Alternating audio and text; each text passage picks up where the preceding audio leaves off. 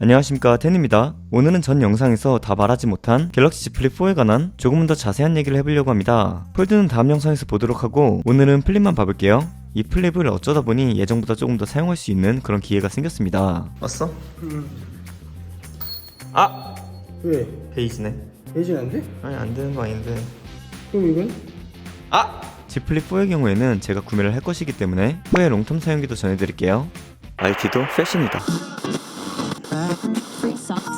먼저 디자인을 볼까요? 전작에 비해 각이 지긴 했지만 그렇다고 완전 각진 느낌은 아니며 사이드와 힌지 부분이 유광 처리가 된 모습을 볼 수 있습니다. 그냥 비슷한 색상만 놓고 딱 봤을 때 솔직하게 거의 동일한 모습으로 볼 수 있었고요. 그럼 디자인이 그대로여서 안 사야 하나? 라고 생각할 수가 있는데 이건 물론 사람마다 다 다르겠지만 아이폰의 경우에는 디자인이 매년 거의 비슷하더라도 그냥 사는 것처럼 갤럭시를 구매하고 사용하시는 분들도 이렇게 생각을 해보면 어떨까? 조심스럽게 생각을 해봅니다. 물론 그 전부터 삼성이 쌓아둔 이미지가 있기 때문에 애플과 같이 생각을 할 순 없지만 뭐 올해 이렇게 출시를 하고 다음에 다시 제품의 디자인을 확 바꾸면 이번 세대 또한 나중에 결국 의미가 많이 없는 제품이 되니 앞으로도 삼성은 디자인을 막 안 바꾸지 않을까요? 근데 이게 어떻게 보면 한국 기업들 특성이기도 한데 디자인을 자주 바꿔서 구형의 느낌을 주고 빨리 다음 버전 사게 하는 그런 게 있었죠. 스마트폰뿐 아니라 자동차의 경우에도 우리나라 차들은 페이스리프트도 거의 풀체인지급으로 팍팍 변하는 것을 보면 알 수 있었는데 이제는 시대가 조금씩 바뀌고 있는 것 같기도 하고 우리도 적응을 해야 되는 것 같기도 합니다. 돌아와서 이번에 힌지의 발전이 있었잖아요. 힌지의 부피가 조금 더 줄어들면서 그 공간에 조금 더 큰 배터리가 들어갔는데 그건 조금 이따가 얘기를 다시 해보도록 하고 이게 열고 닫을 때 생각보다 뻑뻑해요.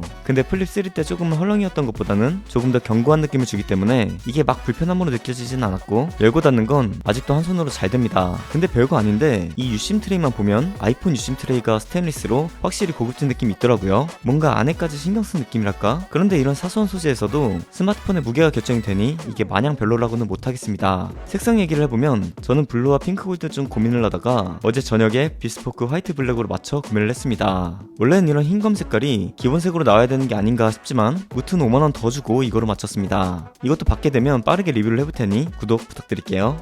다음으로 디스플레이를 봐보면 일단 외부 커버 디스플레이를 볼게요. 1.9인치 슈퍼 아몰레드로 스펙은 전과 같고 전에는 배경화면 설정이 움짤만 가능했던 게 이제는 동영상도 가능합니다. 그래서 이렇게 조금은 감성있게 설정을 할 수 있죠.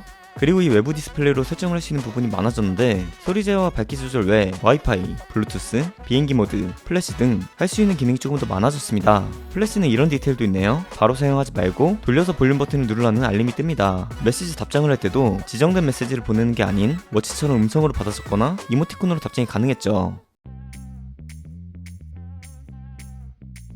그럼 메인 디스플레이를 볼게요. 6.7인치 풀 HD 플러스 다이나믹 아몰레드가 탑재가 되었고요. 110Hz 주사율 또한 당연히 지원합니다. 이 가로로 넓은 디스플레이는 동영상을 보거나 게임을 할 때 양 옆에 렛터박스가 신경이 많이 쓰이기는 합니다. 그런데 제 영상이 조금 가로로 더 길다 보니 다른 영상들보다는 조금 더 잘 맞는 느낌도 들었죠. 이 디스플레이에서는 전에 비해 특별한 특이점은 없는데 전에도 말했지만 아무래도 사용을 하면서 이렇게 책상에 두고 사용하는 경우가 저는 많았기 때문에 이거를 조금 더 얘기를 해보자면 접어서 사용을 할 때 각 어플에 맞게 최적화가 되는데 이렇게 마우스 포인트가 생겨서 터치패드 기능도 쓸 수 있습니다. 근데 처음에는 신기했지만 이걸 굳이 쓸 일이 있을까 싶죠. 그래도 저처럼 데스크에 두고 자주 사용하는 경우에는 다음 영상을 클릭하는 용도로는 쓸 것 같아요. 저는 영상을 볼 때 이렇게 접어서 은근 자주 사용을 하거든요. 폴드만큼은 접어서 일반 16:9 비율을 크게는 못 보지만 그래도 영상을 간단히 띄워둘 때 사용하기 좋더라고요. 사실 이렇게 접어서 두고 사용하는 기능은 이렇게 영상을 볼 때와 카메라 쓸 때만 사용하긴 하죠. 그나저나 갤럭시를 사용할 때마다 느끼는 것 중 디테일이 좋은 게 잠금화면이나 배경화면 등 바탕화면을 설정할 때마다 UI 색상을 감각적으로 바꿔주는 게 배경화면을 바꿀 때마다 폰이 질리지 않게끔 잘 도와주는 것 같다고 느꼈습니다.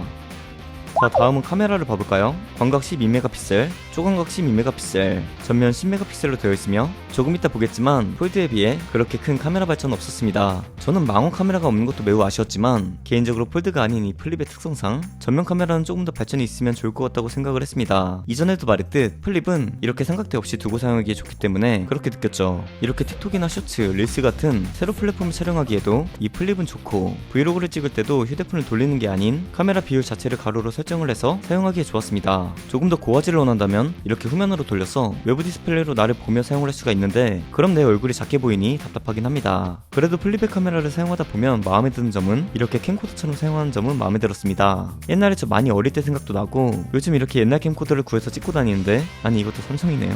무튼 플립도 이렇게 찍으니 그립감이 좋더라고요. 그리고 손떨방을 아주 잘 잡아주는 것도 좋았습니다. 커브 디스플레이만 사용을 해서 사진을 찍을 수도 있었는데요. 전원 버튼을 2번 누르면 카메라가 켜지고 좌우로 스와이프를 하면 사진과 동영상 모드 중 결정을 하고 위아래로 스와이프를 하면 허각 결정, 그리고 한 번 터치를 하거나 제스처를 통해 사진 촬영이 가능했습니다.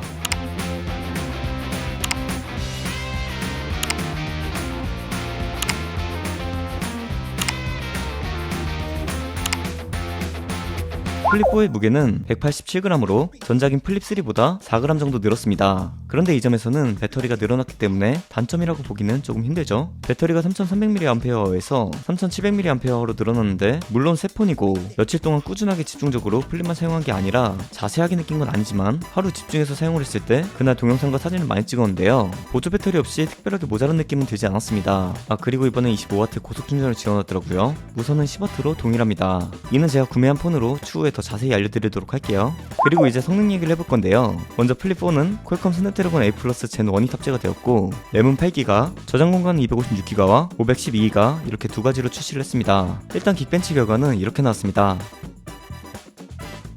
아이폰만큼은 아니지만 꽤나 쓸만하다 라고 볼 수 있는 정도였는데요. 삼성은 GOS로 많이 이미지가 안 좋아졌지 않습니까? 저도 많은 분들과 같은 생각을 가지고 있었는데 이번에 이 제품은 대여받은 제품이기도 하고 GOS의 직접적인 성능 테스트는 하기가 힘들더라고요. 그래도 전체적으로 느꼈을 때 전보다 많이 좋아진 모습을 보여주고 주변 분들도 나아졌다고 많이들 말을 하는데 이 또한 제가 산 제품을 받게 되면 유통되는 폰은 다른 점이 있나 확인을 해보도록 하겠습니다. 게임을 할 때 원신의 그래픽 사양을 최고로 높여 사용을 했는데 불편하거나 눈에 거슬린 점은 없었습니다. 화면을 전환할 때 살짝 전이랑 좀 다른 느낌이 있긴 한데 게임 로딩이 막 오래 걸린다던가 버벅임을 주는 느낌은 없었죠. 발열은 체감상 게임을 오래 하거나 영상을 오래 찍으면 쉽게 뒤에서 열이 느껴지긴 하는데 이 또한 전보다는 확실히 막 발열이 엄청 느껴진다 이런 건 아니지만 그래도 사용을 했을 때 체감상 금방 열이 오르긴 했습니다. 여기 카메라 쪽이 뜨거우니까 땀이 안 차게 한 번쯤 돌아가면서 플레이를 해주는 센스가 필요할지도. 그런데 제가 게임을 원래 자주 하는 편이 아니라 오래 사용을 할 때 느끼는 점은 잘 모르지만 전작에서도 게임을 하면서 느끼는 이 비율이 뭔가 게임을 할 만한 비율은 아닌데 싶습니다. 개인적인 의견이고요. 가격은 256GB 135,300원, 512GB 147,400원으로 현재 사전 예약 중인데 전작의 256GB가 1254,000원이었던 것을 생각해보자면 이 가격이 오른 건 매우 아쉽습니다. 폴드는 3와 가격이 동일하던데 플립은 가격을 올려도 산다는 건가? 제가 샀지만요. 아무래도 가격이 오른 점은 아쉽더라고요. 저의 경우에는 앞서 말했다시피 디스포크 에디션 256GB로 구매를 했고요. 수령하게 되면 빠르게 언박싱을 해보도록 하겠습니다. 마무리를 해보면 전체적으로 플립3를 사용하다가 넘어갈 일은 절대 없을 것 같고요. 다만 이전에 플립을 사용하고 있지 않으신 분들이거나 아이폰에서 넘어올까 고민하시는 분들은 아이폰이 이전에 S가 붙은 제품들이 폼팩터는 그대로지만 성능이 더 좋게 나왔던 것처럼 이번 Z 플립 4 또한 전과는 비슷해 보여도 확실히 완성도가 높게 나왔기 때문에 플립 3를 사용하시던 분들을 제외하고는 구매 고려 중이신 분들이 있으시다면 그래도 추천을 드릴 수 있을 만한 제품이었습니다. 그럼 오늘 영상 여기까지고 구독 부탁드리겠습니다. 저는 텐이었습니다. 유바.